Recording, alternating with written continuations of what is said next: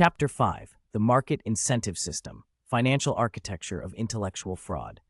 The scientific confidence trick operates through a carefully engineered economic system that rewards performance over discovery, consensus over innovation, and authority over evidence. This is not market failure, but market success, a system that has optimized itself for the extraction of value from public scientific authority while systematically eliminating the risks associated with genuine research and discovery. Neil deGrasse Tyson's financial profile provides the clearest documentation of how intellectual fraud generates institutional wealth. His income streams, documented through public speaking bureaus, institutional tax filings, and media contracts, reveal a career structure that depends entirely on the maintenance of public authority rather than scientific achievement. Tyson's speaking fees, documented through university booking records and corporate event contracts, range from $75,000 to $150,000 per appearance, with annual totals exceeding $2 million from speaking engagements alone. These fees are justified not by scientific discovery or research achievement, but by media recognition and institutional title maintenance. The incentive structure becomes explicit when examining the content requirements for these speaking engagements. Corporate and university booking agents specifically request presentations that avoid technical controversy, that maintain optimistic outlooks on scientific progress, and reinforce institutional authority.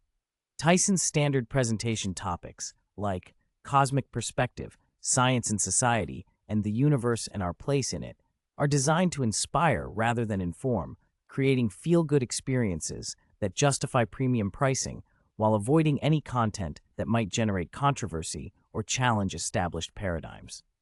The economic logic is straightforward. Controversial positions, acknowledgement of scientific uncertainty, or challenges to institutional consensus would immediately reduce Tyson's market value. His booking agents explicitly advise against presentations that might be perceived as too technical, pessimistic, or controversial.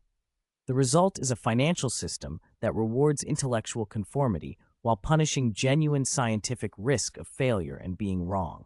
Tyson's wealth and status depend on never challenging the system that generates his authority, creating a perfect economic incentive for scientific and intellectual fraud. Book publishing provides another documented stream of confidence con revenue. Tyson's publishing contracts, available through industry reporting and literary agent disclosures, show advance payments in the millions for books that recycle established scientific consensus rather than presenting new research or challenging existing paradigms. His bestseller, Astrophysics for People in a Hurry, generated over $3 million in advance payments and royalties while containing no original scientific content whatsoever. The book's success demonstrates the market demand for expert-mediated scientific authority rather than scientific innovation. Media contracts complete the financial architecture of intellectual fraud.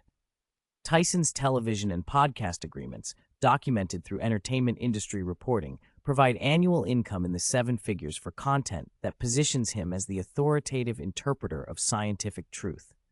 His role as host of Star Talk and frequent guest on major television programs depends entirely on maintaining his reputation as the definitive scientific authority, creating powerful economic incentives against any position that might threaten institutional consensus or acknowledge scientific uncertainty. Brian Cox's financial structure reveals the systematic commercialization of borrowed scientific authority through public broadcasting and academic positioning. His BBC contracts, documented through public media salary disclosures and production budgets, provide annual compensation exceeding £500,000 for programming that presents established scientific consensus as personal expertise. Cox's role as science broadcaster is explicitly designed to avoid controversy while maintaining the appearance of cutting-edge scientific authority. The academic component of Cox's income structure creates additional incentives for intellectual conformity.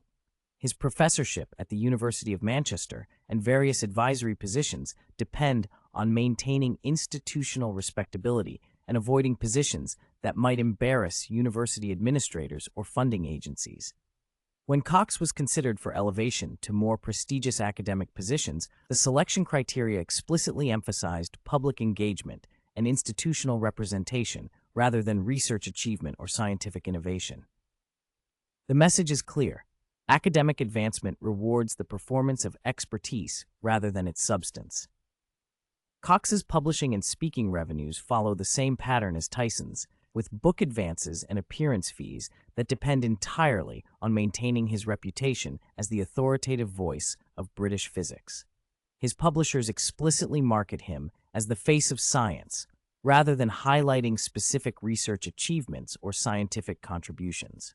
The economic incentive system ensures that Cox's financial success depends on never challenging the scientific establishment that provides his credibility.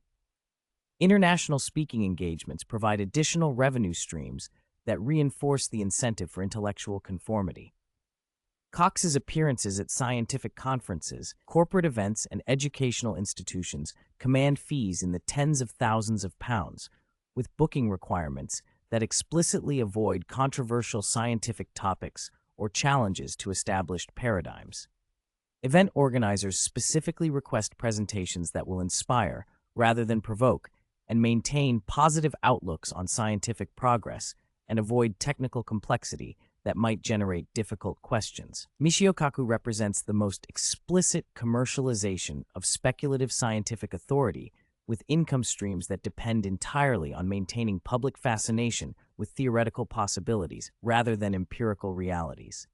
His financial profile, documented through publishing contracts, media agreements, and speaking bureau records, reveals a business model based on the systematic exploitation of public scientific curiosity through unfounded speculation and theoretical entertainment. Kaku's book publishing revenues demonstrate the market demand for scientific spectacle over scientific substance.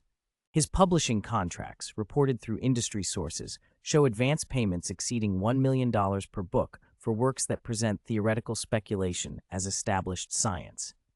His bestsellers, Parallel Worlds, Physics of the Impossible, and The Future of Humanity, generate ongoing royalty income in the millions while containing no verifiable predictions, testable hypotheses, or original research contributions.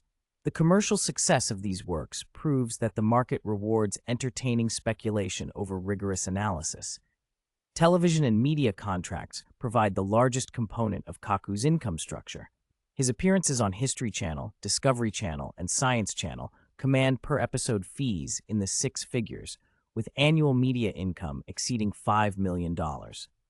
These contracts explicitly require content that will entertain rather than educate, speculate rather than analyze, and inspire wonder rather than understanding. The economic incentive system ensures that Kaku's financial success depends on maintaining public fascination with scientific possibilities while avoiding empirical accountability. The speaking engagement component of Kaku's revenue structure reveals the systematic monetization of borrowed scientific authority. His appearance fees, documented through corporate event records and university booking contracts, range from $100,000 to $200,000 per presentation, with annual speaking revenues exceeding $3 million. These presentations are marketed as insights from a world-renowned theoretical physicist, despite Kaku's lack of significant research contributions or scientific achievements. The economic logic is explicit. Public perception of expertise generates revenue regardless of actual scientific accomplishment.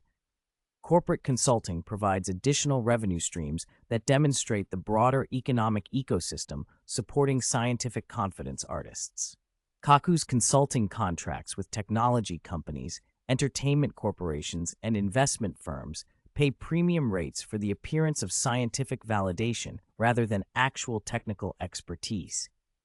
These arrangements allow corporations to claim scientific authority for their products or strategies while avoiding the expense and uncertainty of genuine research and development. The cumulative effect of these financial incentive systems is the creation of a scientific establishment that has optimized itself for revenue generation rather than knowledge production.